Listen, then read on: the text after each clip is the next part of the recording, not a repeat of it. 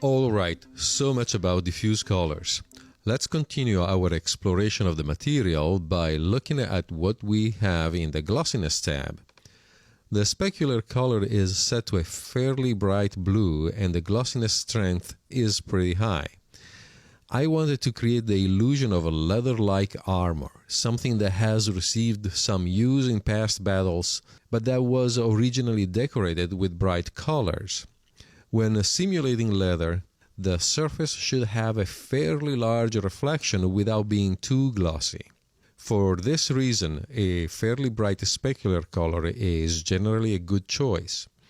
We want to couple it with a glossiness value that is not too high. The values that you see here would cause an excessive gloss if they were used by themselves. Leather has quite a bit of texture caused by the natural bumps and wrinkles of the skin of the animal. We can simulate a lot of that effect by using a fairly strong bump map, and that will reduce the glossiness of the material. Unfortunately, the Helsing outfit doesn't come with a bump map. There are several ways of getting around this limitation. It all depends on the desired effect. For this rather large and important part of the outfit, I decided that I wanted a real bump map, so I used a program called Crazy Bump to create a bump map from the diffuse texture. This is exactly what the Crazy Bump does. The obtained map can be used for either displacement or bump mapping. If I click on the View UV button for the bump map, we can see what Crazy Bump has created. I included the map in the project files so that you can use it in your scenes. With this map, we now have a way of breaking the glossiness and scatter the specular effect so that it's not excessive. You can see the parameters for the bump map, which I set to 150% of strength, and minus 0.01 for the negative bump and 0.004 for the positive effect. These values mean that the map will produce an effect more pronounced in the indentations than in the raised areas of the material. Moving to the next material for the corset, which is labeled Brazier Edge, I decided to switch this to gold to give it a really great shine. So I changed the material to the type metal, selected the gold preset, and adjusted the polish to 8948 to make it quite shiny without being mirror-like. To break the surface a bit, to give the impression that the edge has suffered from battering from past battles, I wanted to add some bump map. When I initially configured this material, I didn't have the bump map that I showed you for the main corset body. To simulate the bump map, I used a common dirty trick. I copied the diffuse texture into the bump map channel. By itself, this trick would not work, but to make it more effective, I changed the gain to 6. Think of the gain as the brightness control on your monitor or TV. By making the texture 6 times brighter, we lose detail and turn into a very high contrast image. This high contrast image becomes almost black and white with only the dark areas still visible. In short, we obtain a very rudimentary bump map. I then adjusted the other parameters as you see. By using the material preview, we can see that the surface of the metal is actually showing some very nice details. While this technique is not your best solution, it might be better than not having a bump map at all. Depending on the texture, a gain between 4 to 6 might do the trick. Let's switch to the glove material now. The outfit has 2 gloves actually. The one on the right hand is what we want to examine since it's longer than the other and very prominent in the scene. Again, I wanted to have a sort of leathery material for it, but also make it look like it had been decorated and shaped with some real surface movement. Gloves get bent by the movement of the hand and arm, and a simple bump map would not recreate the effect credibly. We need a real displacement map. So I loaded the diffuse texture in Crazy Bump again and obtained both a displacement and specular map for this material. You can see from the final render that the glove has some real movement on the surface, with these red dots being raised. The final effect is very nice. This technique shows the important concept that we don't have to stick with whatever we have for a given product. We can enhance the materials and textures and change them to make them fit our own requirements. And that's also one of the many reasons why Reality has a fully featured material editor. It's there to help you design the materials to fit your vision. For this glove, I added a displacement map also to the bump map property. Displacement depends on the resolution of the mesh in the material. If we switch our camera to the perspective one, we can zoom in on the glove and check the detail of the geometry by using the wireframe mode. The geometry is good, but not particularly detailed as we would expect. Displacing those large polygons is not going to work. They are too coarse. To make the displacement happen, we need to split or subdivide those polygons into smaller ones. Every time we subdivide a polygon, we create 4 smaller polygons that cover the same surface. Since this is something that we need only during rendering and not while we pose the model, we can avoid doing anything about that in Studio and simply instruct Lux to internally subdivide the polygons of the glove material before applying the displacement map. This is done via the subdivision slider in the Modifiers tab. For this image, I use 3 levels of subdivision. That means that each original polygon will be turned into 64 smaller polygons. Those polygons are small enough that when the displacement map is used, they will move the surface with enough detail to make it look good and realistic. All these polygons, of course, will take memory and time to be rendered, so you have to be careful with the level of displacement. You might want to try 2 levels of subdivision first and see if that's enough. Let's move to the swords. Those are, of course, supposed to be made out of steel, so I selected the metal material. Since there is no steel preset for metal, I clicked on the Custom Metal checkbox, which allows you to choose the color for the reflection and highlights. You can see the colors that I use to reach a result that looks like steel. The polish is set to a pretty high 9900.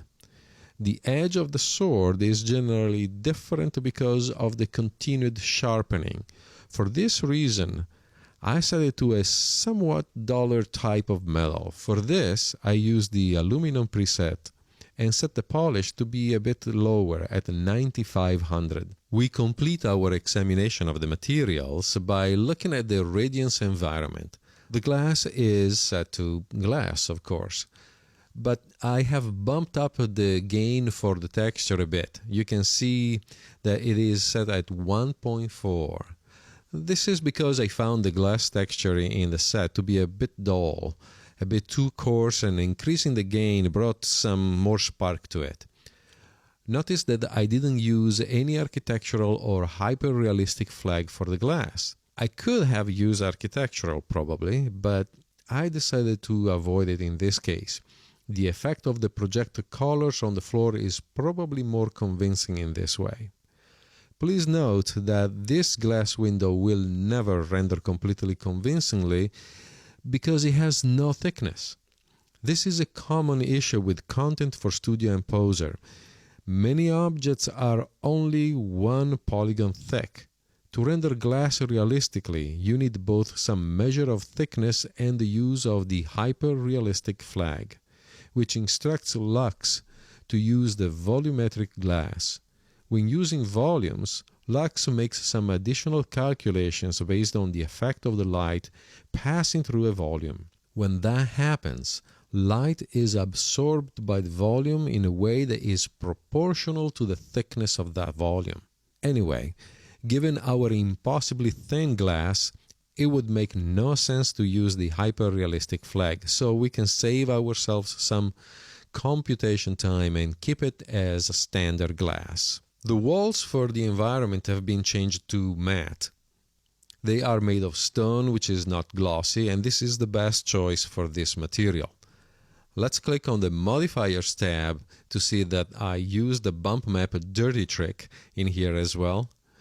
After copying the diffuse texture in the bump map field, I increase the gain for it to 5, set the strength to 100%, and set the negative bump at minus 0.01 and the positive bump to 0.01. I made similar adjustments for the other parts of the environment. Moving on to the hair material, let me show you how I achieve the backlight look shown in the render. Human hair is quite translucent, a characteristic that has been used by photographers and painters for creating evocative portraits. One of the most common techniques for portraiture includes the use of light shining on the head of the subject from behind. The light goes through the hair, creating a beautiful glow around the head that we find so inspiring. While that is very easy to achieve in nature, it turns out to be quite tricky to do with 3D rendering, but we can come very close to it by using glossy translucent material in reality. Glossy translucent was introduced by LuxRender 0.8. Before that, Reality somewhat simulated this by mixing a glossy material with a bit of a matte translucent material. This was done behind the scenes using the Lux mixed material system. The glossy translucent material behaves in a different way than the trick used in Reality, but both options can be used and both options are available in Reality 1.2. So, in our scene, we want to create the effect of backlit hair. Now, if you observe how hair is affected by light, you'll see that the natural density distribution of hair determines the result. Outer edges of the hair, where the strands are more thin and sparse, are affected more by the light than the parts closer to the scalp. With 3D props, we have less control, but many hair props have different zone layer on top of the others. Because of this, we don't want to convert all the materials used by the hair to glossy translucent. If we switch to the surface selection tool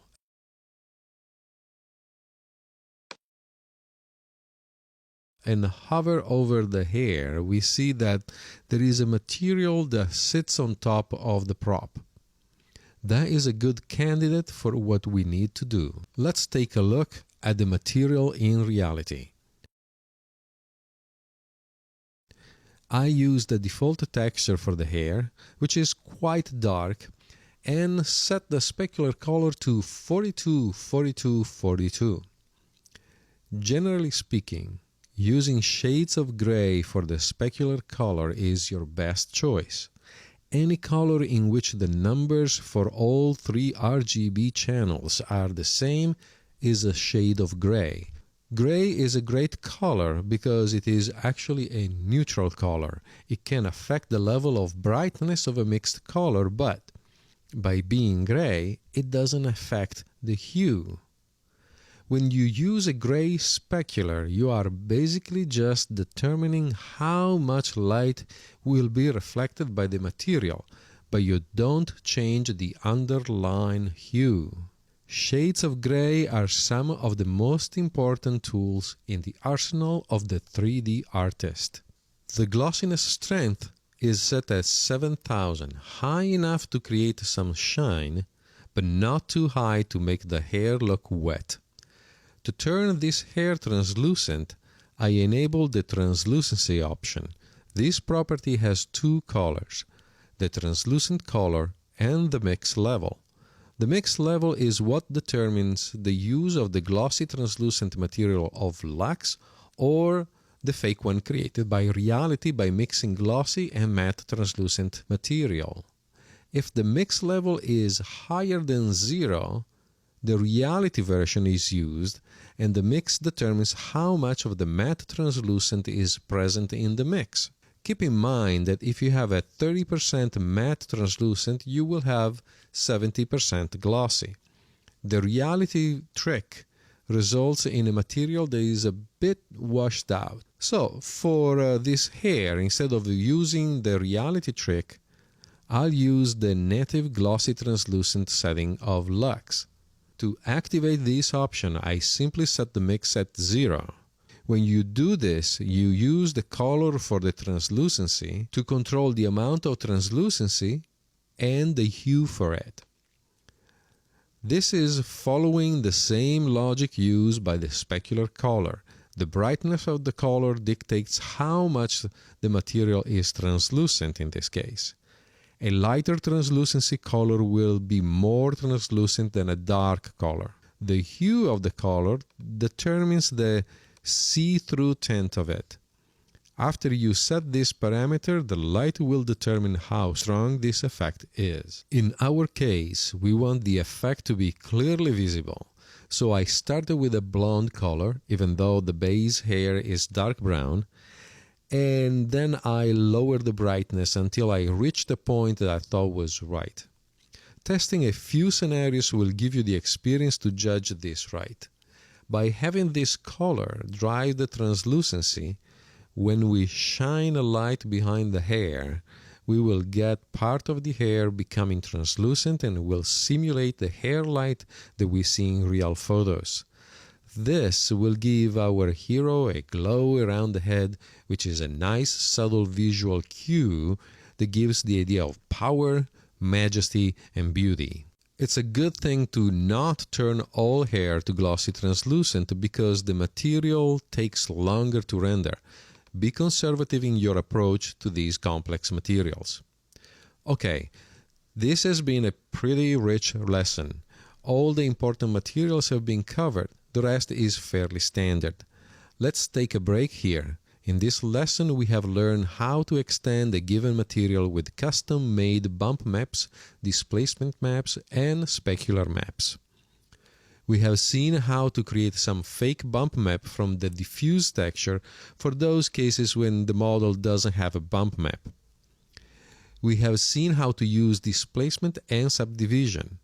Finally, we have seen how to use glossy translucent to create backlit hair. Let's take a break and finish our render in the next lesson.